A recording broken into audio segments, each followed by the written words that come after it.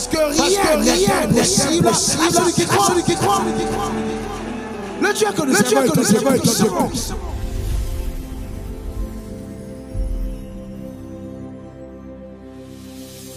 L'enseignement est axé sur rendre possible l'impossible par la foi. Rendre possible l'impossible par la foi. Luc 1, verset 37. Car rien n'est impossible à Dieu. Rien n'est impossible à Dieu.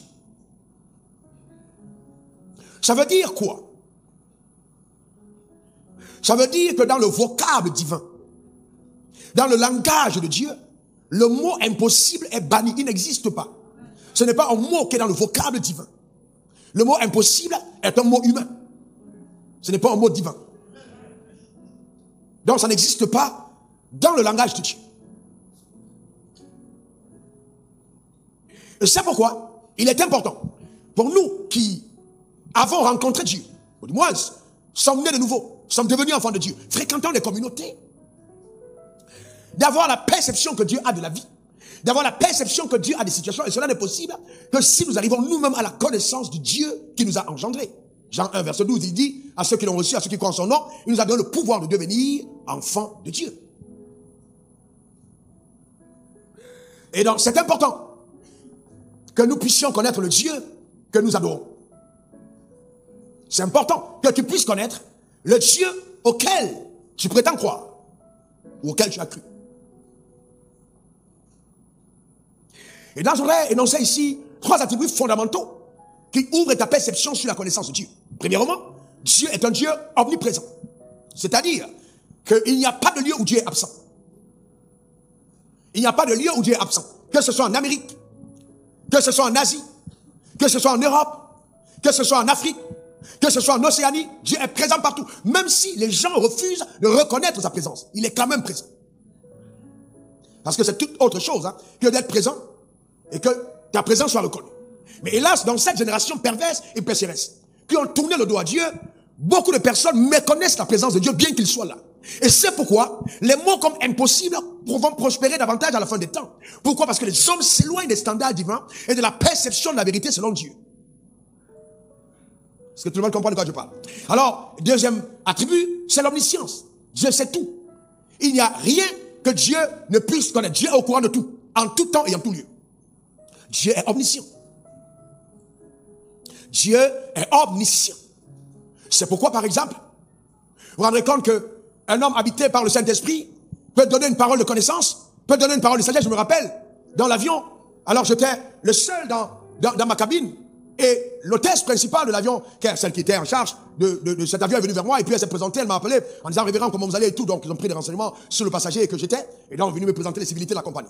Ok? Ce que j'ai accepté. Et quand elle a parlé, dès qu'elle a donné 2 phrases, tout de suite, j'ai pleine connaissance de ce qu'elle traversait. J'ai commencé à lui dire 1, 2, 3, 4. Et elle m'a regardé. Et j'ai dit oui, c'est ce que tu traverses. Je lui ai expliqué certaines situations de sa vie. Quand elle est partie de là, à genoux, dans la cabine, ayant parlé avec moi, ayant prié avec elle, elle est partie appeler une autre hôtesse pour lui dire, cet homme qui est là, il n'est pas simple. Il faut aller le voir. Il m'a dit en une fraction de seconde tout ce que j'ai vécu. Et elle m'a dit en larmes, si je t'avais connu plus tôt, ma vie n'aurait pas été ce qu'elle est devenue. Et sa copine est venue, sa collègue est venue, même rituel, elle m'a écouté à genoux dans ma cabine. C'est vrai, c'est fermé, on a parlé, et je lui ai donné conseil, et j'ai prié pour elle, et une troisième est venue. Pourquoi? Parce que, justement, le côté de l'omniscience s'est révélé. Pas de mon fait, mais du fait de Dieu qui voulait aider les personnes. Est-ce que vous comprenez? Très bien.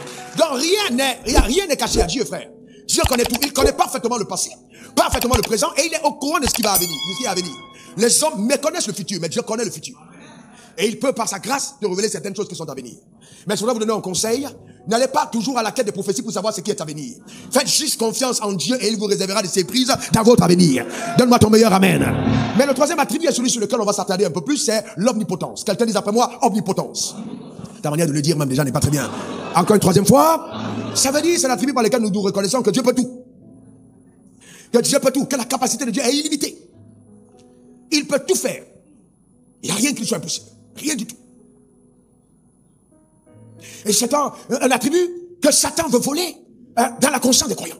et amener les gens à croire qu'il est celui-là, lui le diable, qui est capable de faire les choses les plus extraordinaires. Et c'est choquant de voir aujourd'hui ici, quand Dieu agit au travers de quelqu'un, qu'on ait tendance à croire que c'est le diable. Parce que dans notre concept, dans notre imaginaire de croyant, dans notre subconscient, nous n'avons même pas, vous voyez, accepté le fait que Dieu soit capable des choses les plus extraordinaires. Dieu, c'est un grand Dieu. C'est un Dieu capable des choses les plus incroyables. Donc il a une puissance qui est illimitée. Et il a une puissance illimitée. Ça veut dire que il peut faire tout ce qu'il veut faire. Note bien, il peut faire tout ce qu'il veut faire. Il peut faire tout ce qu'il dit qu'il va faire. Et il peut faire tout ce pourquoi il est sollicité. Ah, c'est ça Dieu. Tout ce qu'il veut faire, il le fait. Tout ce qu'il dit qu'il va faire, il le fait. Tout ce pourquoi on le sollicite, il le fait. Donc rien n'est impossible à Dieu. Rien. Et concernant ta vie, ça fait partie des choses que tu devrais assimiler. Tu te lèves le matin avec rien n'était possible à Dieu. À midi avec rien n'était possible à Dieu. Et tu dors la nuit en disant rien n'était possible à Dieu. Dieu, c'est important d'avoir confiance en sa capacité de faire les choses les plus incroyables. Alors j'ai reçu pendant ce bref de temps à l'écart une dame. Et j'ai eu la conviction qu'il fallait que je la reçoive. Et son mari ont souvent été des personnes proches. L'enfant était malade, et gravement malade, envoyé à l'hôpital. Et on a dit à la femme, ton enfant a 3 jours à vivre.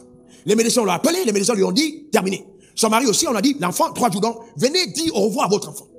La dame s'est souvenue que ce n'est pas ce que mon pasteur m'a dit. Ce n'est pas ce que j'entends le révérend Wafo enseigner. En tout cas, je refuse ce verdict qui est en train de m'être donné par les médecins.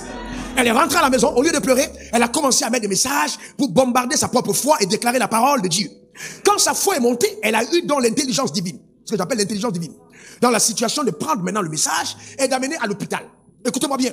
À l'hôpital, donc, elle arrive, ce sont les 3 derniers jours à vivre selon les médecins. Et c'est une médecine développée. C'est pas une médecine à peu près. C'est développé. Donc, on dit 3 jours, 3 jours. Sauf que, quand Dieu décide de faire interférence, amen, il peut tourner au ridicule tous les diagnostics humains. Parce que rien ne lui est impossible. La dame, donc, prend le message et elle va donc poser, d'accord? Et le message parlait de Jésus est le chemin, la vérité et la vie. Et la puissance qu'il y a derrière la vérité. Elle le met à l'hôpital. L'enfant qui ne bougeait plus, qui était immobilisé parce qu'il avait fait un accident, qui était paralysé, quand elle a mis le message de l'autre côté, il était comme ça, il a commencé à tourner son visage pour regarder du côté du message. Parce qu'il y avait une force qui sortait du message et il s'est tourné. Donc on a maintenant, on a repris le message, mais en face. Et quand il a continué à écouter, on a commencé à voir comment est-ce que les pieds ont commencé à bouger. Mais qu'est-ce qui se passait? La parole qu'il entendait générait la foi à l'intérieur de lui.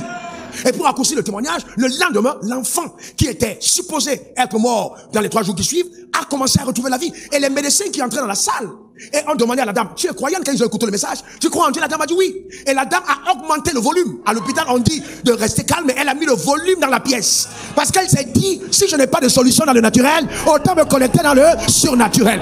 Et à l'heure où je vous parle, son enfant est en bonne santé, son enfant a été rétabli, la puissance de Dieu l'a changé. Quelqu'un me donne le meilleur des amens. Rien n'est impossible à celui qui croit. Le Dieu que nous servons est un Dieu puissant. Mais l'enseignement